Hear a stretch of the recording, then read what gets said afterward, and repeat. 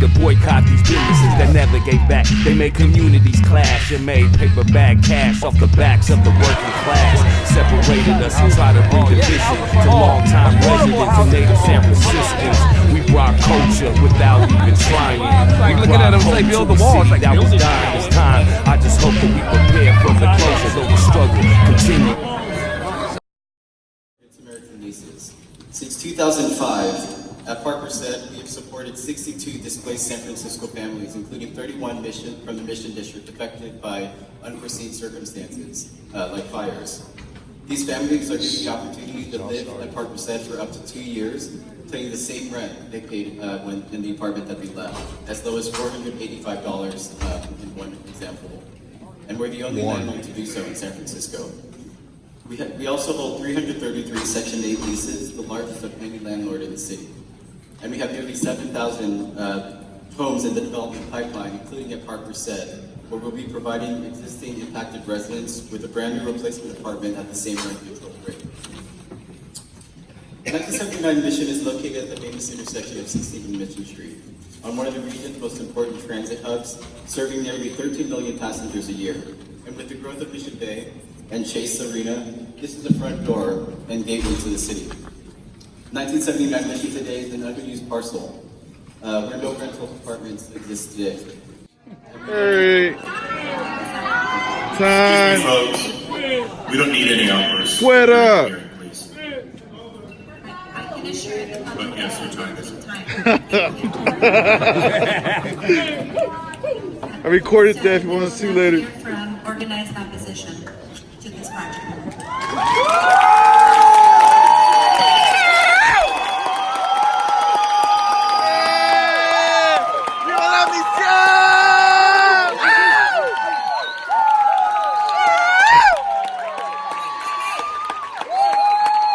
Power of the people! I appreciate the You're in our house! I really do. But we can't have this. And if it happens again, we're going to have to take a 5-minute break. If that happens again, we're going to have to stop the meeting. We only have 4 hours for everybody to speak. So We're going to line up supporters on my right, opponents to the project on my left, and then those in need of translation services or anyone with a disability down the middle aisle. And we'll be alternating between those 3 aisles. The mission's in the house. Ometeo, Dios. Buenas tardes, Planning Commission, City staff, comunidad, unidos. Welcome to the Mission District. My name is Humberto Eligio Alfaro, Executive Director of HOMI. My name is Chirag Bhakta. I'm the Senior Community Engagement Coordinator at Mission Housing. Buenas tardes, Commissioners. My name is Maria Zamudio. I'm the Associate Director at the Housing Rights Committee of San Francisco.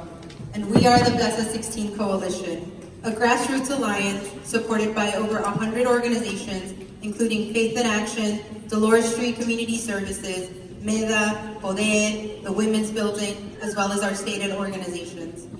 We build the power of communities most impacted by the gentrification crisis in the Mission, and support planning processes that assert grassroots decision-making and the right of people to demand urban policies and practices which support their own security and existence in the neighborhood. We are here to set the record as to why the only suitable development for 1979 Mission is 100% deeply affordable housing. Before we speak about the mission, before we speak about the monster and the marvel, let's recognize the current housing situation for what it is. Since the year 2000, the Mission has lost over 8,000 Latinx members of the community, most of them working class and low income. Yet the number of people making over 200% of AMI, over $150,000, has more than doubled. Working class people of color overwhelmingly are being replaced by very high income earners in this neighborhood. Since 2008, 87% of all units built in the Mission have been unaffordable. Let me repeat that. Since 2008, 87% of all units built in the Mission have been unaffordable. In 2017, over 85,000 households applied for 1,200 units of affordable housing made available through the Mayor's Office of Housing lottery system. Lastly, a Federal Reserve report last year showed that even with a significant increase in the housing stock, quote, the city will not experience a meaningful reduction in rental burdens. For the Mission, the simulation shows that for every 1,300 new units built in the neighborhood, the average rent for one-bedroom apartment would fall by less than $20. Plainly said, continue to irresponsibly build market-rate units will not solve our housing crisis. Our way forward is clear. Comunidad. We must do more as a city to build affordable housing, and we must demand from our private developers who have come here seeking riches through land exploitation.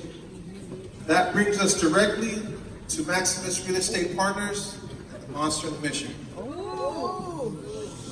Maximus, previously known for forced eviction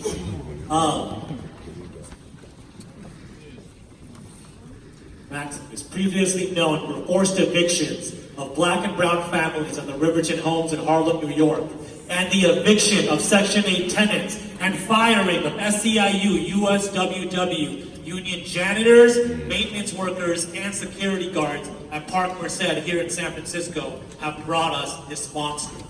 This monster proposes to build only 14% inclusionary housing on site. Contrary to staff report earlier, 46 divided by 331 is 13.89%, making this project an 86% 10-story luxury housing development. It includes 161 parking spaces at a major transit hub, adding to congestion, muting any potential transit-oriented development benefits, and it moves against San Francisco's Vision Zero initiative. This monster will, even with mitigations, cast a shadow over Marshall Elementary, a nationally recognized Spanish immersion school, where for many children, the only outdoor space they get is their school playground.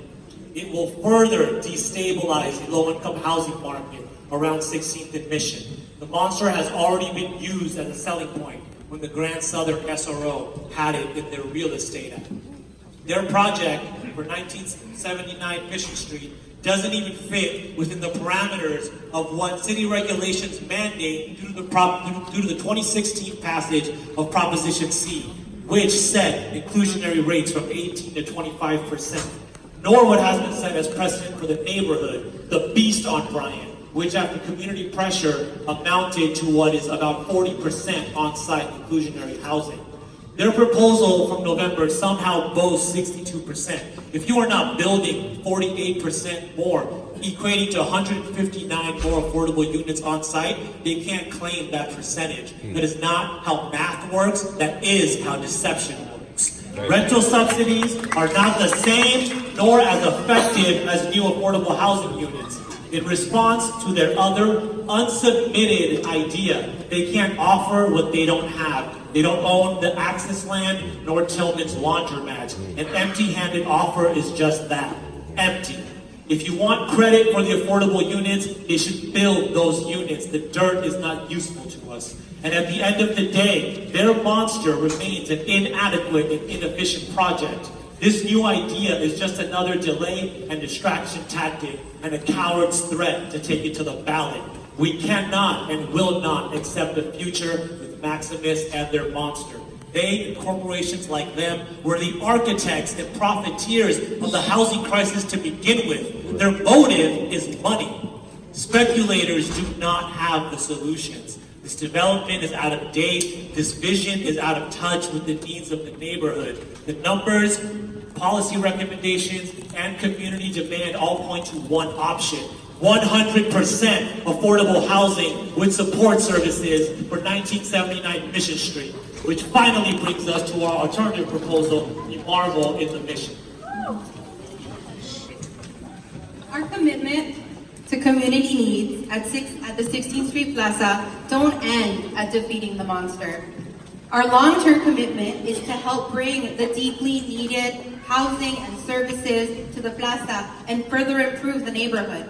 That is why, over a period of 9 months, we held community meetings and input sessions to truly get at what frontline communities impacted by gentrification wanted in their neighborhood.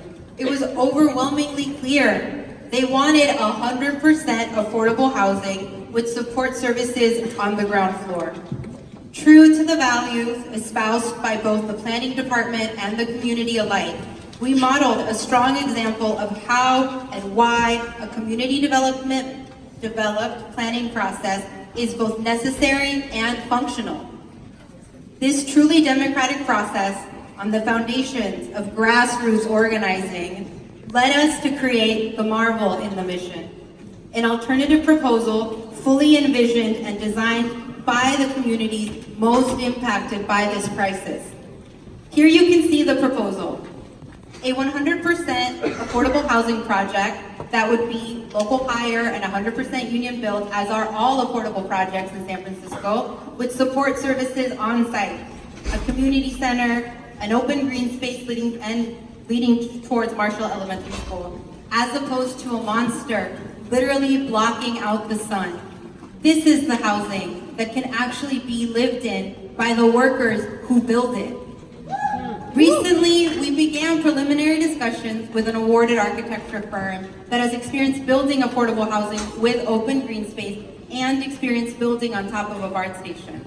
We are working through a massing study, different unit counts, and what a planned build-out would cost, as well as planning for the second phase of our community planning process. Any development of this magnitude, of course, will need a funding plan. Often these questions are those of political will, especially in a city as full of wealth as San Francisco. Nonetheless, at this point, we have several opportunities. There are $300 million in the city's 2020 housing bond. Last week, a foundational commitment of $500 million for affordable housing in the region was announced. There are $181 million in windfall for San Francisco, and statewide, there are government subsidies and additional foundation support we can explore. Additionally, we are in a period marked by a change in public priorities, from austerity to ensuring people have what they need to thrive. This has been most acutely seen in the shifts in electoral results, which locally resulted in the passage of Proposition C, 1 and 2, all which prioritize building deeply affordable housing. Thank you very much. Please, no clapping. Thank you. We will now take a public comment. This is right here for the Marvel, no monster in the mission. For the rest of the folks, if you could please keep our it line. down so that we can hear the public And commentary. Thank you. that's the opposition. Yes, go ahead. That's it. Well-located housing at all levels of affordability. But the specifics of the project are not why we're here today. I think we're here to begin to answer the question, can this commission and the elected leaders of San Francisco say yes to a project that delivers something looking like 60% affordability? Or, conversely, as our friends who oppose this project are saying, it's much better for the city of San Francisco to turn down 190-something units of below market rate housing rather than allowing a single unit, the horror of a single unit of market rate housing to be built. This type of process makes this become the poster child of the efforts in Sacramento to take jurisdiction away from cities that can't meet their housing obligations in the face of the housing crisis. Bye. Fuera. Okay, folks, let's keep it down. That have been affected by displacement and for the lack of affordable housing. As a Deputy Executive Director for Mission Housing Development Corporation, I work very closely with many families in our communities and also very closely with partners. So we ourselves are very involved with working with many individuals. And it's hard to hear the sad stories about families that are struggling, that are being displaced, that are soon to become homeless, due to the lack of affordable housing. We need to think of housing that will benefit our communities, not to harm them. Casting a shadow, or in this case as presented, reducing a shadow, does not allow us.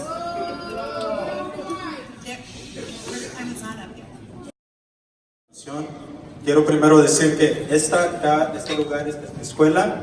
Acá vine yo como estudiante. He estado en la comunidad de la misión desde más de 25 años. Este proyecto simboliza un ataque a nuestra comunidad. Affordable housing, and we have the chance to have that with 2 more buildings if the city would just hear out the developer. The low-income housing needs to be spread out, not just all bunched on the 16th Street of Mission. There's already 2 developments coming up with that. We need housing for all, not just one class. Expanding and beautifying the plaza is not only well needed, but it will be highly appreciated by people that actually frequent the plaza daily and don't just speak about it. It needs to bring life back into it. The Mercado will also help the community flourish by bringing more foot traffic into the community. And this is not the only project being attacked by people in the community. Also, Cinnamon, the bakery and the laundromat recently have been going through the same thing. I hope you hear us out today and that know that 1979 is the next big thing coming up in the Mission and in San Francisco. And it's also setting high expectations for future developments. Thank you. Boo! I lived in district 9 my whole life and served in the community for over 15 years, providing services and programming for youth and young adults. I came here today to voice my support for the 1979 Mission Project because I believe the community benefits will have a positive impact to the lower mission. Growing up in this community, I see many changes, both good and bad, that impact the individuals and families alike. But in the long run, one thing that time has shown me for sure is that change happens for the better. The problem today is that we see individuals who pose as community leaders who push their agendas and say what works and what doesn't work for the community. Like you. The community has many segments, faces, and voices that make the mission in the rest of District 9 a diverse place. Just because I represent a section that shares a difference in opinion doesn't make me a sellout or divisive community. The division is only in the end, the goal is to get something built for the community and hold the developer accountable for the development agreement that is being proposed. As I look around this room, I see longtime friends and family members on both sides. And when all this is said and done, you can walk. Because that's all we know. One way or another. You can walk. All the people, everybody, come on. You know what I'm saying? Come together.